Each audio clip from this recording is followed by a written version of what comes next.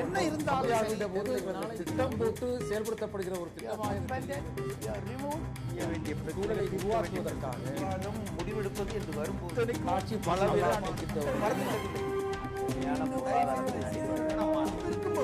எதிர்த்து பேசிட்டு வணக்கம். நேர்பட பேஸ் நிகழ்ச்சிக்கு உங்களை அன்போடு வரவேற்கிறோம்.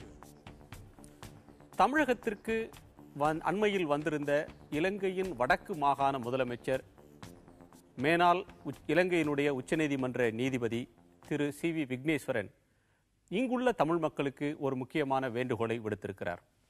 இந்திய அரசாங்கத்திற்கு தமது மக்களை 1,00,000க்கும் மேற்பட்டவர்கள் இந்தியாவில் அகதிகளாக தஞ்சம் புகுந்த அந்த மக்களுக்கு தக்க பாதுகாப்பையும் மற்ற உதவிகளையும் வழங்கியமைக்காக, பராமரித்து கொண்டமைக்காக இந்திய அரசுக்கு அவர் நன்றி தெரிவித்திருந்தார்.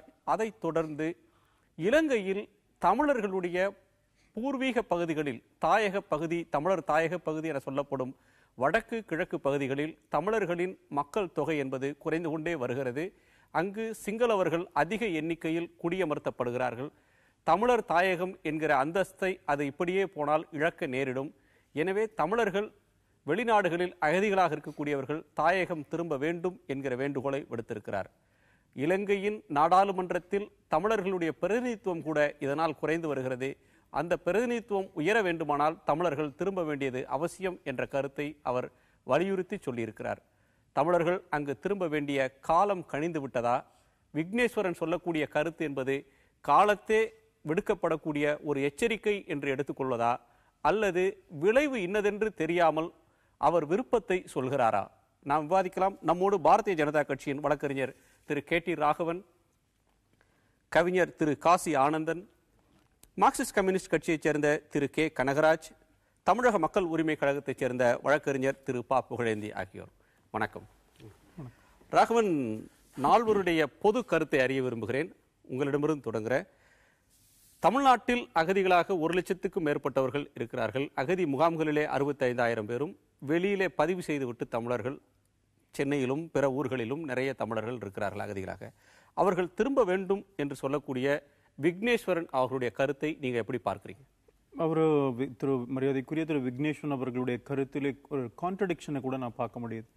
இன்றைக்கு அந்த வடக்கு பகுதியில் இருக்கின்ற நிலைமையை எடுத்து காட்டியிருக்கிறார். ரொம்ப உருக்கமா அவர் அதை பேசும்பொழுது பல பிரச்சனைகளை பற்றி பேசினார். அங்கே நிலைமை சகஜமாக இல்லை என்பதையும் கூட சுட்டி காட்டி விட்டு, ஆனால் இவர்களெல்லாம் அங்கே வாருங்கள் என்று சொல்லுகின்றார். இராணுவ மயமாக மாறி இருக்கிறது, அங்கே ஃபுல்லா இவர்களுக்கு அதிகாரமே இல்லை என்றெல்லாம் சொல்லிவிட்டு இங்க இருக்கிற தமிழர்கள் அங்கே மீண்டும் வர வேண்டும் அகதிகள் என்று சொல்லும் பொழுது அதில் ஒரு கான்ட்ரடிக்ஷன் இருக்கு. ஆனால் அவருடைய எண்ணத்தை, இங்க இருக்கிற இலங்கை தமிழர்கள் அங்கே வர வேண்டும் என்ற அந்த ஆசையை சந்தேகிக்க வேண்டிய அவசியம் இல்லை. ஆனால் அதற்கு ஏற்ற நிலைமை அங்கு இல்லை என்பதை அவரே சொல்றார்.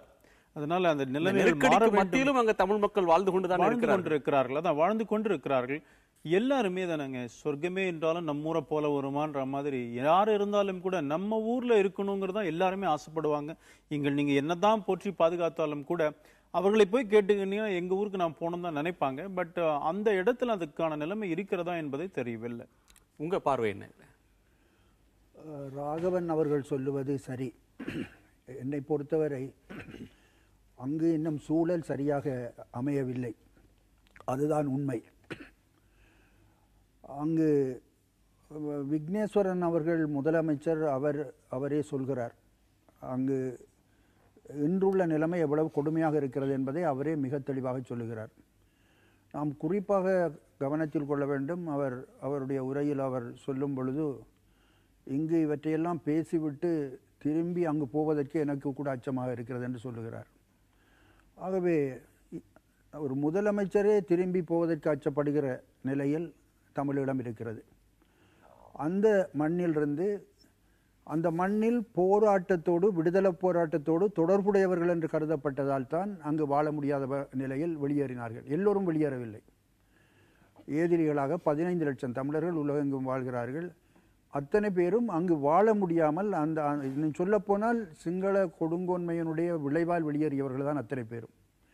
இப்போ அவர்கள் திரும்பவும் அங்கு போவது என்பது உயிரை கையில் பிடித்து கொண்டு போகிற முயற்சி தான். நான் சுருக்கமாக ஒன்றை மட்டும் சொல்லிவிடுகிறேன். நான் என்னை வைத்தே நான் இதை சொல்ல விரும்புகிறேன். பனாகொடை இராணுவ முகாம் இருக்கிறது, சிங்களவர்களுடைய இராணுவ முகாம். அந்த இராணுவ முகாமில் நீண்ட காலத்துக்கு முன்பு புலிகள் இயக்கமெல்லாம் வருவதற்கு முன்பே என்னுடைய படத்தை வரைந்து கட் அவுட்டாக வைத்து அதில் சிங்கள படைவீரர்கள் சுட்டு பழகினார்கள். இது பத்திரிகைகளில் வெளிவந்த செய்தி. அந்த அளவுக்கு தான் என்னுடைய நிலை. நான் அந்த மண்ணுக்கு போனால் எனக்கு என்ன நடக்கும், இதுதான் நிலைமை. என்னை விட மிக கொடுமையாக இந்த முள்ளிவாய்க்காலில் நின்று விட்டு வந்தவர்கள் எல்லாம் இருக்கிறார்கள். எத்தனையோ பேர் இருக்கிறார்கள். நான் நினைக்கிறேன் ஒரு 5000 பேர் வரையில் முள்ளிவாய்க்காலுக்கு பிறகு திரும்ப இங்கு போயிருக்கிறார்கள் என்று சொல்லுகிறார்கள். ஆனால் 1,00,000 சொச்சம் அகதிகளில் 5000 என்பது ஒரு சிறிய தொகை. விக்னேஸ்வரன் அவர்கள் இங்குள்ள அகதிகள் அங்கு வர வேண்டும், அங்கு குடியமர்த்தப்பட வேண்டும், அந்த மண் பாதுகாக்கப்பட வேண்டும் என்று சொல்லுகிற அதே நேரத்தில் அங்கு வர வேண்டும் அகதிகள் என்று சொல்லுகிற நேரத்திலேயே ஆஸ்திரேலியாவுக்கு கப்பல் ஏறிக்கொண்டிருக்கிறார்கள் எங்கள் மக்கள். 100 கணக்கில் ஏறிக்கொண்டிருக்கிறார்கள். இப்பொழுதும் போகிறது கப்பல், போய்கொண்டிருக்கிறார்கள். ஆகவே கூப்பிடுகிற நேரத்தில் ஏன் இந்த அகதிகள் வெளியேறுகிறார்கள்? அகதிகளாக நாங்கள் வெளியேற வேண்டிய சூழலில் தமிழிடம் இருக்கிறது. அதுதான் ஒரு பச்சை உண்மை. இந்த நேரத்தில் அவர்கள் எங்களை அழைப்பது சரியாக எனக்கு படவில்லை. சரியாக நீங்க எப்படி இந்த பார்க்குறீங்க? இல்லை, அதாவது அவங்க 2 பேருடைய கருத்தோடு நான் ஒரு வகையில் உடன்படுகிறேன். இன்னொரு வகையில் நான் என்ன நினைக்கிறேன் அப்படின்னு சொன்னால், ஒரு சொந்த நாட்டில் தங்களுடைய உரிமைகளுக்கான போராட்டத்தை நடத்துகிற போது வெளிநாட்டில் இருக்க முடியாது. நீங்கள் ஈவன் ஐயா காசி ஆனந்தன் அவர்கள் சொல்லுகிற போது அவருடைய கருத்துக்கு மிகப்பெரிய மதிப்பு உண்டு. ஏன்னா இந்த வெளிநாட்டில் இருப்பதன் காரணமாக அனுபவிக்கிற எல்லா இன்னல்களுக்கூடாகவும் இருந்தபோதும் கூட திரும்பி போவதில் இருக்கக்கூடிய பிரச்சனையை அவர் சொல்லியிருக்கிறார். ஆனால் நான் எப்படி பார்க்குறேன் அப்படின்னு சொன்னால், இந்த மக்கள் அங்கு போவது என்பது ஒருவருக்கொருவர் ஒரு உறுதுணையாக இருப்பதற்கான வாய்ப்பை உருவாக்கும். நீங்கள் எப்படி ஆஸ்திரேலியாவுக்கு அங்கேருந்து போய்கிட்டு இருக்காங்களோ அது மாதிரி தமிழ்நாட்டினுடைய முகாம்களில் இருந்து நீங்கள் சட்டவிரோதமாக ஆஸ்திரேலியாவுக்கோ மற்ற இடங்களுக்கோ போவது என்பதெல்லாம் நடந்து கொண்டு இருக்கிற போது விக்னேஸ்வரன் பேசியதை நான் அது ஒரு பெரிய முரண்பாடு என்றெல்லாம் பார்க்கல. நிலைமை இப்படி இருக்கு, ஆனாலும் நீங்க வாங்க, நாம போராடுவோம் என்றுதான் நான் அதை புரிஞ்சுக்கிறேன். புகழேந்தி, நீங்கள் அகதிகள் உரிமைகளுக்காக தொடர்ந்து பாடுபட்டு வரக்கூடிய ஒருவர் அப்படின்ற வகையில் விக்னேஸ்வரன் அவர்களுடைய இந்த வேண்டுகோளை நீங்கள் எப்படி பார்க்கிறீங்க? அவர் சொன்னதிலிருந்து அங்கே உண்மையிலேயே ரொம்ப மிகவும் மோசமான சூழ்நிலை நிலவுதுன்றது ஒன்று. எல்லாருமே இன்னைக்கு வெளிநாட்டுக்கு போனது காரணம் அங்கே அதாவது உரிமையோட போராட முடியுன்ற நிலையெல்லாம் அங்கே இல்லை. போராடினாலே செத்து போயிடுவான்ற நிலை தான் இருக்குது. ஏதோ போராடுறதுக்காக அங்கே ஜனநாயகம் மலர்ந்துருக்கு, போராடுறதுக்கெல்லாம் உரிமை கொடுக்குறாங்கன்றது மாதிரி நண்பர் பேசினார். அது மாதிரியான ஒரு சூழ்நிலை இல்லை. நீங்கள் அமைதியாக இருந்தால் கூட கடத்தப்படக்கூடிய சூழ்நிலை இருக்குது. உங்களை எந்த நேரமும் உங்கள் உயிருக்கு அச்சம் இருக்குது. அந்த சூழ்நிலையில் அவரை அவங்க எல்லாரும் வாங்க அப்படின்னு கூப்பிட்றது ஒரு சரியானதாக இல்லை. இன்னைக்கு அதே நேரத்தில் இங்கே உள்ள அகதிகள் நிலைன்னு பார்க்கும்போது கூட இங்கேயும் ரொம்ப மோசமான ஒரு சூழ்நிலையில தான் மக்கள் இருக்காங்க. ஐயா சொன்னது மாதிரி ஏன் ஆஸ்திரேலியா போகிறாங்கன்னா, ஒன்று அங்கேருந்து உயிர் பிழைச்சி எப்படியாவது உயிரோடு வாழ முடியும் அப்படின்ற சூழ்நிலையில் தமிழ்நாட்டுக்கு வந்தாங்க. ஆனால் தமிழ்நாட்டில் ஒரு மந்தைகளை போல ஒரு அடைத்து வைக்கப்பட்டு இப்போ உலக நாடுகள்லாம் இருக்கக்கூடிய தமிழர்கள் இங்கேருந்து அகதிகளாக போனவங்களுக்கு கொடுக்கக்கூடிய உரிமைகள் எதுவுமே தமிழ்நாட்டில் கொடுக்கல. கிட்டத்தட்ட அகதிகள் நிலைமை நம்ம பிறகு விரிவாக விவாதிக்கலாம். திரு காசி ஆனந்தன், அகதி வாழ்க்கை என்பது துயரம் மிகுந்த வாழ்க்கை. தங்களுடைய அடையாளங்களை இழந்துவிட்டு உயிர் தப்பினால் போதும் அப்படின்ற ஒரே ஒரு நம்பிக்கையோடு வாழக்கூடிய ஒரு வாழ்க்கை. ஆனால் இதில் 2 விதமாக இதை பார்க்க வேண்டி இருக்கிறது. ராஜபக்சே அரசாங்கத்தின் சார்பில் ராஜபக்சே அவர்கள் அழைக்கிறார், மீண்டும் தாயகத்துக்கு வாருங்கள், போர் முடிந்து விட்டது அப்படின்னு சொல்லி அவர் விடுக்கக்கூடிய அழைப்பு வேறு. ஆனால் விக்னேஸ்வரன் தமிழர் அந்த பகுதி மக்களால் வாக்களித்து அவர்களால் தேர்ந்தெடுக்கப்பட்ட ஜனநாயக ரீதியில் தேர்ந்தெடுக்கப்பட்ட ஒரு முதல்வர், தமிழர்களின் பிரதிநிதியாக இருக்கக்கூடிய ஒரு கூட்டமைப்பின் பிரதிநிதி, அவர் அழைக்கிறதுக்கும் வேறுபாடு இருக்கிறது. 2 அழைப்பையும் நம்ம ஒரே தட்டில் வைத்து பார்க்க முடியாது. விக்னேஸ்வரன் இருக்கிற நிலைமைகள் எல்லாம் புரிந்து கொண்டுதான் இந்த அழைப்பை விடுக்கிறார். எனவே அதற்கு ஒரு முக்கியத்துவம் இல்லைன்னு நீங்க சொல்ல முடியுமா? அது ஒரு பட்டறிவின் அடிப்படையில் பார்க்கும் பொழுது என்னை பொறுத்தவரை அது மஹிந்த ராஜபக்சே அழைத்தாலும் சரி அல்லது விக்னேஸ்வரன் அவர்கள் அழைத்தாலும் சரி, நாடு எப்படி இருக்கிறது என்பதை பொறுத்து தான். இப்போ நெருப்பு இருக்கிறது, நெருப்பில் பாயுங்கள் என்று ராஜபக்ச சொன்னாலும் ஒன்றுதான், விக்னேஸ்வரன் சொன்னாலும் ஒன்றுதான். ஆகவே நிலைமை அங்கு மிக கொடுமையாக இருக்கிறது. நான் என்ன சொல்கிறேன் என்றால், இந்த வெளியில் அகதிகளாக என்று வாழ்ந்து கொண்டிருக்கிறவர்கள் தான் இந்த போராட்டத்தை இன்று ஓரளவு மேலே எடுத்து கொண்டிருக்கிறார்கள். ஏனென்றால் அவர்கள் போராட்ட உணர்வு உள்ளவர்கள், அந்த மண்ணில் போராட முடியாது அவர்கள். எனவே போராடி உயிர் குறிவைக்கப்பட்டு வெளியே ஓடியவர்கள். அவை அவர்கள் எப்படியோ அந்த போராட்டத்தை முன்னெடுக்க வேண்டும் என்பதற்காக வெளியில் அவர்கள் சும்மா இருக்கவில்லை. இப்போ நாட்டுக்கு போனால் அந்த மண்ணில் குடியேறி மண்ணை காப்பாற்றுவார்கள் என்றால், வெளியில் இருந்தாலும் அந்த மண்ணை காப்பாற்றுவதற்காகத்தான் அவர்கள் எல்லாரும் போராடி கொண்டிருக்கிறார்கள். அதனுடைய விளைவு இந்த ஐநா என்ற மனித உரிமை ஆணையத்தின் உசாவல் எல்லாம் அதை ஒட்டியது என்று தான் நான் கருதுகிறேன்.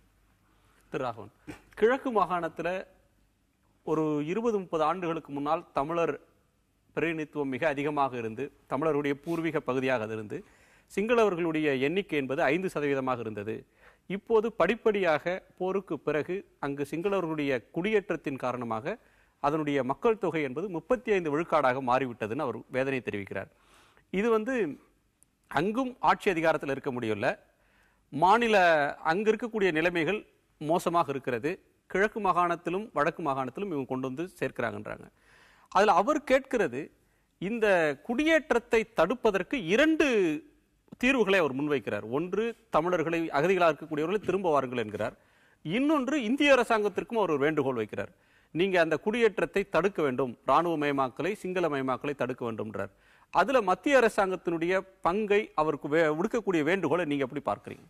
இல்ல, அவர் சொல்றதுக்கு முன்னாடி இந்த ராஜீவ்காந்தி ஜெயவர்தன ஒப்பந்தம், அந்த 13வது ஷரத்து, அதை பற்றி அதை இம்ப்ளிமெண்ட் பண்ணணும், நிறைவேற்ற வேண்டும் என்று சொல்லும் பொழுது, இன்றைக்கு பிரதமர் நரேந்திர மோடி அவர்கள் பதவியேற்பு நிகழ்ச்சியிலே ராஜபக்சே அவர்களை கூற்று பேசினார்.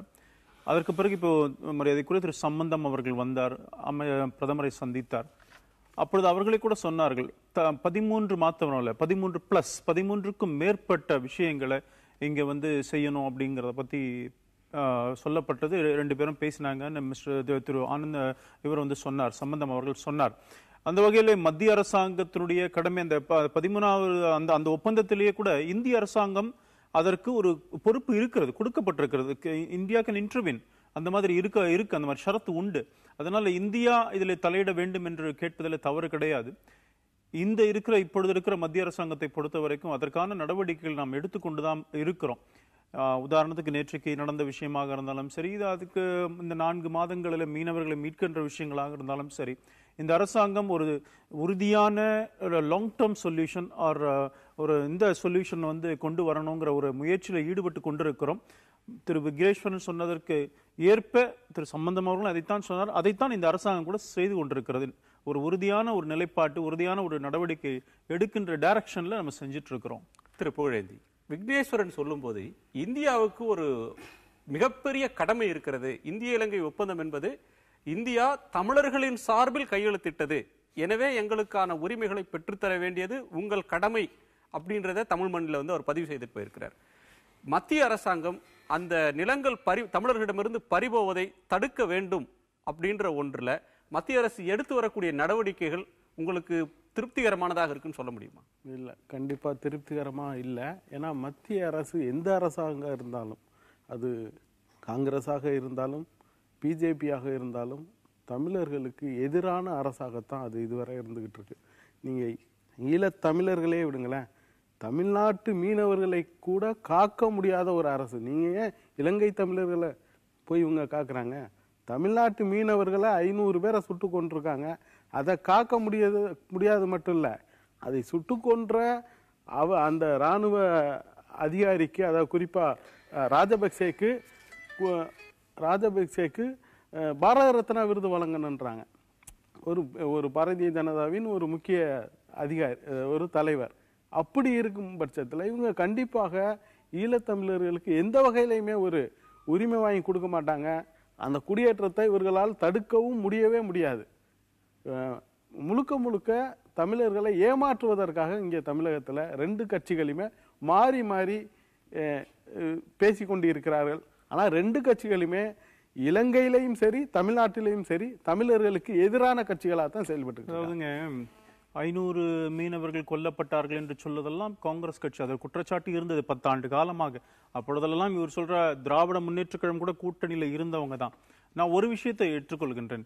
இன்றைக்கு தமிழ்நாட்டில் இந்த இலங்கை தமிழர்கள் விஷயத்துல தமிழ்நாட்டில் இருக்கின்ற திராவிட இயக்கங்கள் நிச்சயமாக வேஷம் பல நேரங்களில் போட்டிருக்குன்னு சொல்ல முடியும். அது 2009 ஏப்ரல் மாதத்துல கலைஞர் அவர்கள் இருந்த 6 மணி நேரம் உண்ணாவிரதம், பிரேக்ஃபாஸ்ட் இதுல இருந்து பிரேக்ஃபாஸ்ட்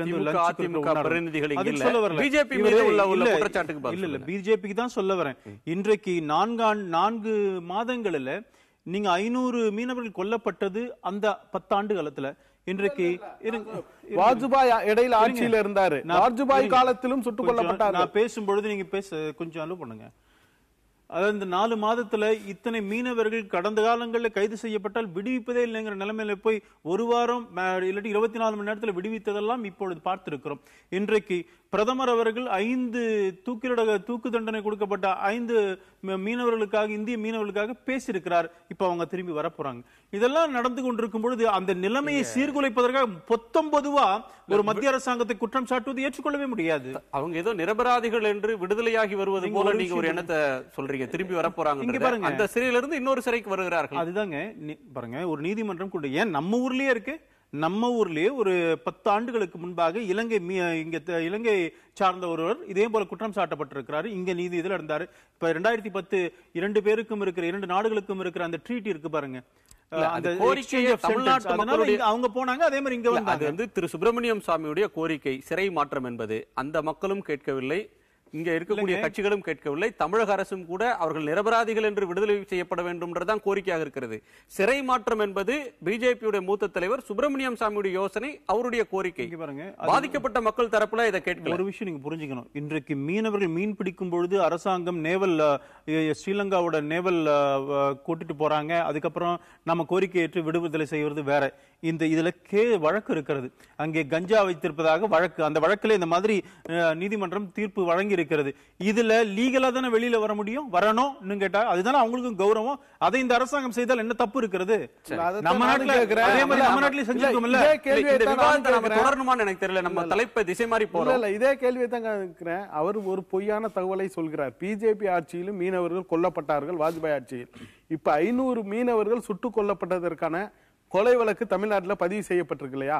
அதுல ஏதாவது ஒருவரை நீங்கள் கைது செய்து சட்டத்தின் முன் நிறுத்தி இருக்கிறீர்களா? என்ன ஆட்சி செய்தீர்கள்? இந்த மக்களின் நீங்க வந்து இறையாண்மைன்னு சொல்றீங்களே, என்ன இறையாண்மையை காப்பாத்துனீங்க? அது சொல்லுங்க. நல்ல கேள்வி. இலங்கை கப்பற்படை அதை கொண்டிருக்கிறார்கள், உண்மைதான். ஏன் ஆக்ஷன் எடுக்கல தான் கேட்கிறோம். இங்க இத்தாலி விஷயத்துல இங்க கேரள மீனவர்கள் கொல்லப்படும் பொழுது நடவடிக்கை எடுக்கிறதுல ஏன் எடுக்கல? நானும் தான் கேட்கிறேன். காங்கிரஸ் கட்சி பதில் சொல்லணும். ஒரு விஷயம், இதுக்குள்ள போறதுக்கு முன்னால உரிமை அங்கே இருக்கா அப்படிங்கிற ஒரு பிரச்சனை வந்தது. உரிமை இல்லைங்கிறது ஒரு உண்மை. ஆனா உரிமை உலகத்துல எந்த நாட்டிலையும் யாரும் கொடுத்ததே கிடையாது, போராடித்தான் வாங்கணும். நீங்க அங்கே வாழ்வதற்கான சூழ்நிலையே இல்லை, பிழைப்புக்காக தப்பி போகிறார்கள் என்பதை நீங்கள் ஏற்றுக்கொண்டால், இப்போ அங்கிருந்து எல்லாருமே வெளியே போயிடணும் அப்படிங்கிறது மட்டும்தானே. பிழைத்து இருக்க வேண்டும் என்றால் அந்த நாட்டை விட்டு வெளியேற வேண்டும் என்றுதான் நீங்க சொன்னீங்கன்னு சொன்னா இப்போ இருக்கிறதே பண்ண முடியாது.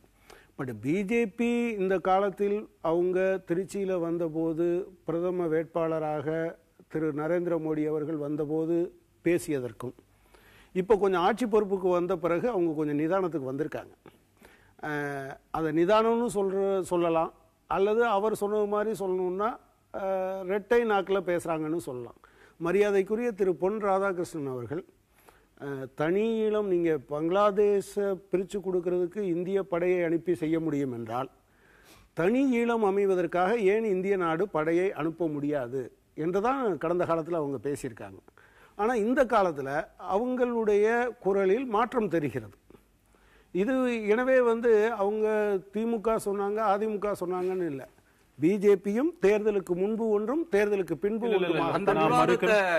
நீங்க விவாதத்தை தொடர வேண்டாம். ஆனா அதுக்கு நான் மறுப்பு அவசியம் சொல்லி, ஏன்னா பிஜேபி குற்றம் சாட்டுகிறார். நீங்க வந்து திரு பொன் ராதாகிருஷ்ணன் அவர்கள் மாத்திரமல்ல, இங்க வந்து யஷ்வந்த் சின்ஹா கூட அதை பத்தி பேசும்பொழுது சொன்னார், இந்த நிலை நீடிக்கும் என்று சொன்னால் ஈழம் என்ற கோரிக்கை தவறான கோரிக்கை இல்லை என்றதான் நம்ம கருத வேண்டியிருக்கும் என்று சொன்னாரே தவிர, பாரதிய ஜனதா கட்சியோட தேர்தல் அறிக்கையும் சரி, எல்லா இடத்துலையும் சரி, அங்கே இருக்கிற தமிழர்கள் இலங்கையில் இருக்கிற சிங்களவர்களுக்கு என்ன உரிமை இருக்கிறதோ அதே உரிமை அங்க இருக்கிற தமிழர்களுக்கும் உண்டு. அது அந்த அந்த அரசியலமைப்பு சட்டத்தின் படி கொடுக்க வேண்டும் என்பதுதான் எங்களுடைய நிலைப்பாடு. ஈழத்தை பத்தி நாங்க இப்படித்தான் எங்களுடைய நிலைப்பாடு. கடந்த முறை பல நேரங்களில் நாங்கள் ராதாகிருஷ்ணன் ஈழம் ஒரு நாளைக்கு இப்படியே போய்கொண்டிருந்தா ஈழம் வந்துரும்ன்ற மாதிரி ஜஸ்வந்த் சிங் அவர்கள் சொன்னார்கள். எங்களுக்கு அது பெரிய மகிழ்ச்சியான செய்தியாகத்தான் இருந்தது. நான் என்ன சொல்ல விரும்புகிறேன் என்றால், விக்னேஸ்வரன் அவர்கள் இங்கே வந்தார். அவர் பதவிக்கு வந்த நேரத்தில் நான் சொன்னேன், நான் குறிப்பாக வெளியாக நான் சொன்னேன், ஒன்றும் உங்களால் செய்ய முடியாது என்று. அப்பொழுது அவர்கள் அதை ஒப்புக்கொள்ளவில்லை. இப்பொழுது பதவியிலிருந்து அதை கண்டு தெரிந்து அவர் இருக்கிற இடத்திலிருந்து சொல்லும் பொழுது அதற்கு ஒரு வலிமை இருக்கிறது. அதை நான் வரவேற்கிறேன். அவர் அங்கு ஒன்றுமில்லை என்று சொல்கிறார். அடுத்தது அவர் எனக்கு ஒரு பெரிய குறை என்ன என்று சொன்னால், அவர் வரும்பொழுது இப்பொழுது உலகத்தில் தமிழீழ சிக்கலை ஒரு சிறிதுபடுத்துவதற்கான ஒரு முயற்சி சிலர் பண்ணி கொண்டிருக்கிறார். வடக்கு வடக்கு வடக்கு என்று பேசுகிறார்கள். Tamil Eelam is not a province, it is a homeland. அதை வந்துட்டு வடக்கு என்று சொல்லக்கூடாது. வரும்பொழுது கிழக்கு மாகாணத்திலேயும் ஒரு மாகாண சபை இருக்கிறது. அதில் எதிர்க்கட்சியில் இருந்தாலும் அவர்களுடைய பிரதிநிதி கூடவே பேராளர்களையும் கூட்டிக் கொண்டு வந்திருக்க வேண்டும். தமிழீழம் என்று பேசியிருக்க வேண்டும். நான் என்ன சொல்ல வரேன், அவர் வந்தது தனிப்பட்ட முறையில் ஒரு மெமோரியல் லெக்சருக்காக வந்தார். எனவே அவர் அரசு முறை பயணமாக கூட வரவில்லை, தனிப்பட்ட பயணமாக வந்தவர். எனவே நீங்க அவரை அழைத்து வந்திருக்க வேண்டும், தமிழ் தேசிய கூட்டமைப்பினுடைய மற்ற பிரதிநிதிகள் எல்லாம் வந்திருக்க வேண்டும் என்று சொல்வது இந்த தருணத்தில் பொருத்தமாக இருக்குமா என்பது ஒரு கேள்வி. நாம் தொடர்ந்து விவாதிக்கலாம். ஒரு சிறிய இடைவேளைக்கு பிறகு நேர்பட பேசி தொடரும். திட்டம் போட்டு செயல்படுத்தப்படுகிற ஒரு சூழலை உருவாக்குவதற்காக முடிவெடுப்பது என்று வரும்போது ஆட்சி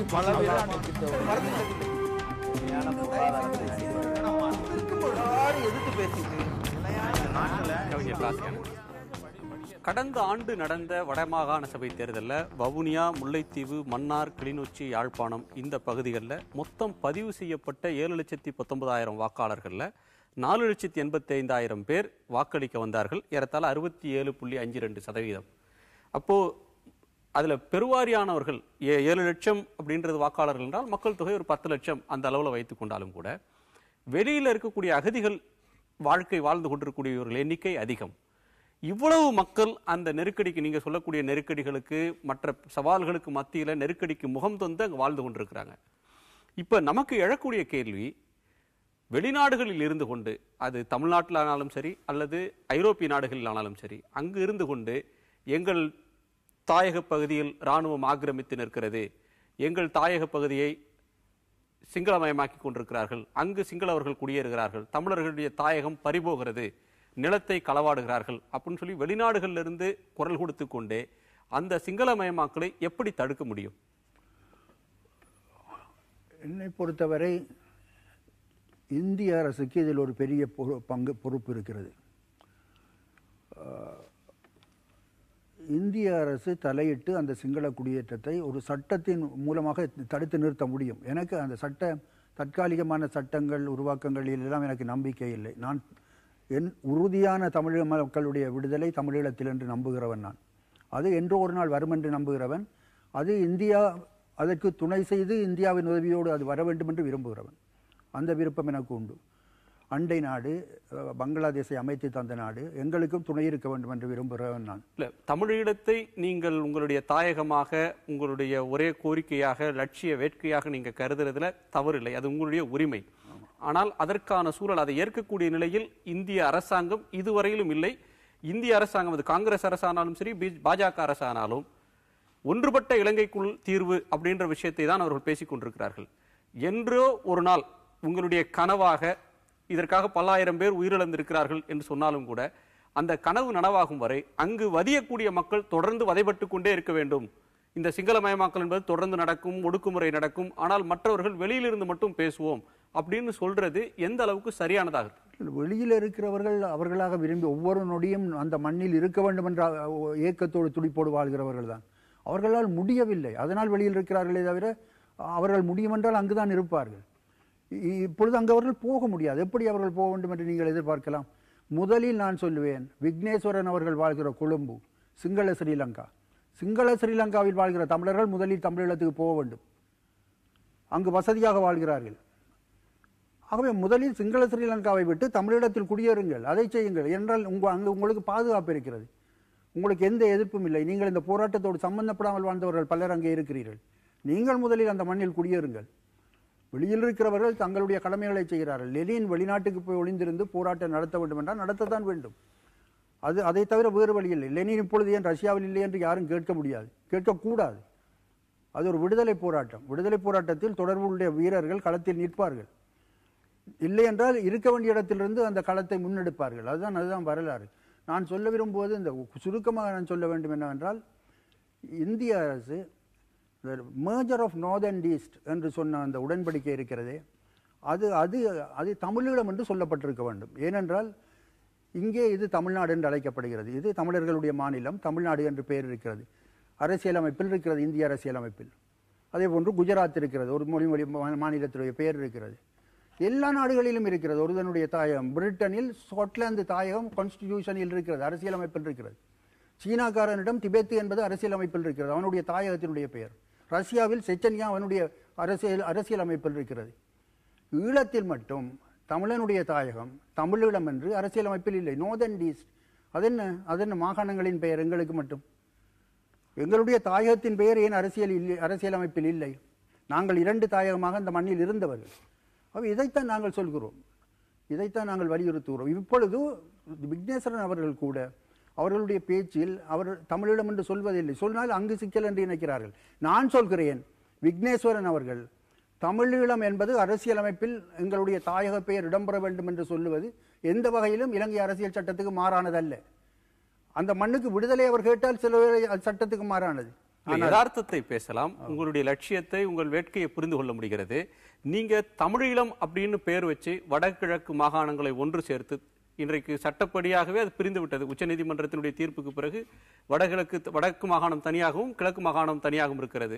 தமிழர் தாயகம்ன்றது ஒன்றாக இல்லை. அந்த 13வது சட்ட திருத்தத்தின் படி என்ன பெயரிட்டு அழைத்தாலும் அது தமிழீழம் என்றே பெயரிட்டு அழைத்து கொண்டு அங்கு சிங்கள ராணுவம் அங்கு குடியேற்றம் இருந்து, சிங்களவர் குடியேற்றம் அங்கிருந்து தமிழர் நிலங்கள் அவர்களுக்கு போன பிறகு, அங்கு மக்கள் தொகை மாற்றி அமைக்கக்கூடிய ஒரு நிலைமை வந்த பிறகு, அங்கு அந்த தமிழீழம்ன்ற பெயர் மட்டும் இருந்தால் இந்த பிரச்சனைக்கு தீர்வாகிவிடுமா?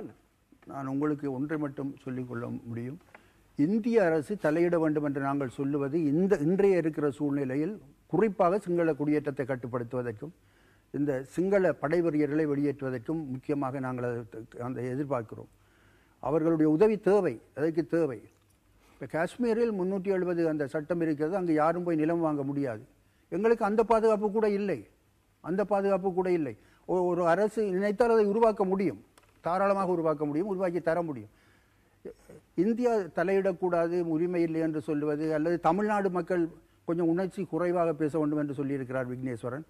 அவரை நான் மிகவும் மதிக்கிறேன், போற்றுகிறேன். என்றால் அவர் அங்குள்ள துன்பங்கள் அவ்வளவையும் அத்தனையும் இங்கே வந்து சொல்லியிருக்கிறார். 1, 2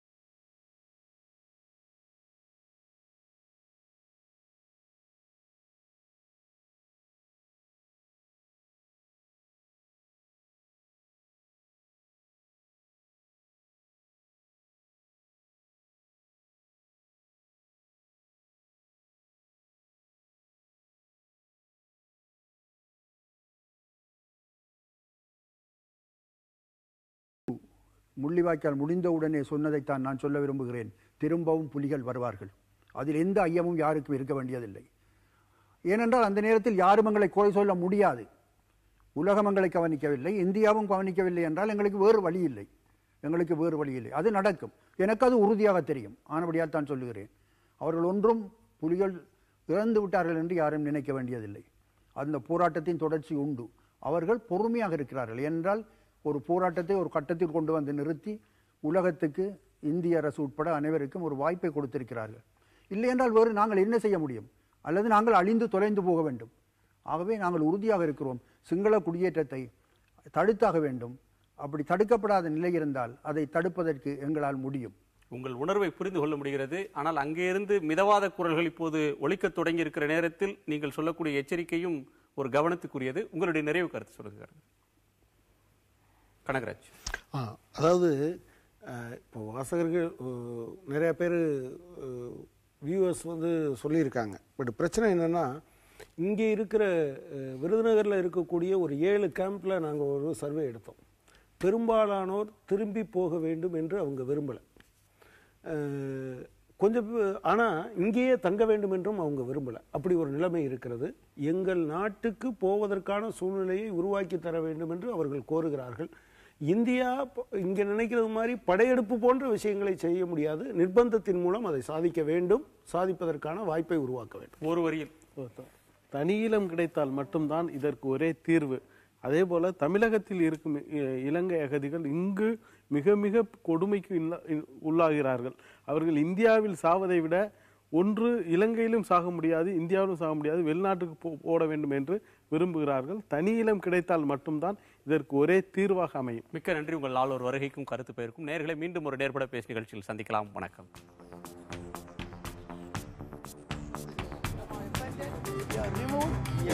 சூழலை உருவாக்குவதற்காக விவாதம் முடிவெடுப்பது என்று வரும்போது காட்சி பல